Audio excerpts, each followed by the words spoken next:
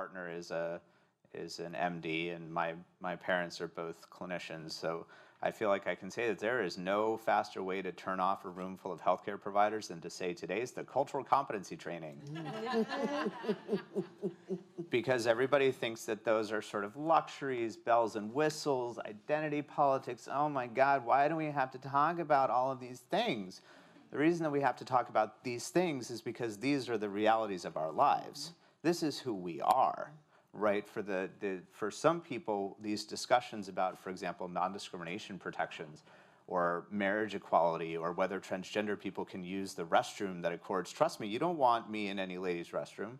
That's the direction that some of these laws are trying to go in. And there are folks out there who talk about, well, these are just the culture wars and we can just agree to disagree or whatever. But for those of us who have the targets on our backs, the culture wars are real wars. These are real struggles for us to be seen and recognize it's not a joke, right? We all, you've sort of heard people maybe say the joke, oh, I don't care what pronoun you call me, just don't call me late for dinner, ha, ha, ha. But let me tell you, for somebody who fought for years to be recognized as a man and to have the appropriate pronouns that go with that, that is every bit as important to me as any other aspect of my identity.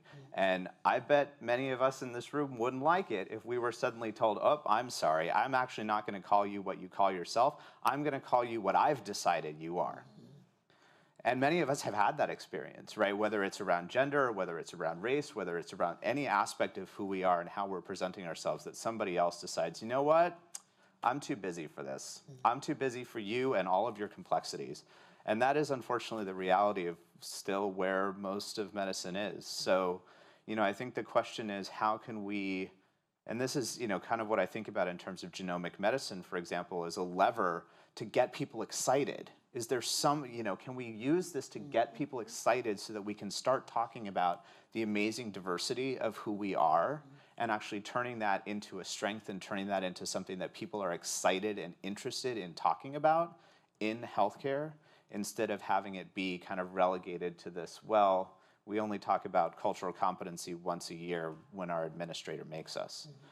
And the last thing that I will say about that is, but kind of related, is the non-discrimination provision of the Affordable Care Act. Are people familiar with Section 1557 of the Affordable Care Act? It governs access to clinical trials in addition to any other federally supported program or activity. And so there's a big question now about whether, for example, those sex non-discrimination protections include LGBT people, include gender identity, include sexual orientation.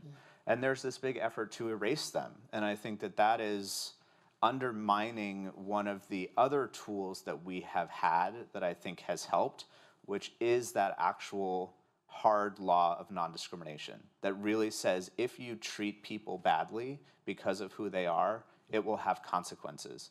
That is unfortunately really one of the only ways that we get people to listen, and that is one of the biggest things that is under attack by forces that shall not be named.